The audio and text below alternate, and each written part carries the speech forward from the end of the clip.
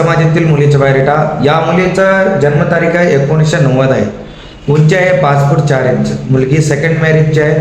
अपत्य नाही आहे. डिवोर्स पेपर क्लिअर आहे. मुलीचा शिक्षण BE कॉम्प्युटर सायन्स झालेलं आहे. मुलीचा वडील प्रायव्हेट जॉब करतात. आई गृहिणी. या मुलीला एक बहीण आहे, भाऊ नाही. स्थळ आहे सोलापूर सिटी. मुलगी लिंगायत कुष्टी या समाजातील आहे.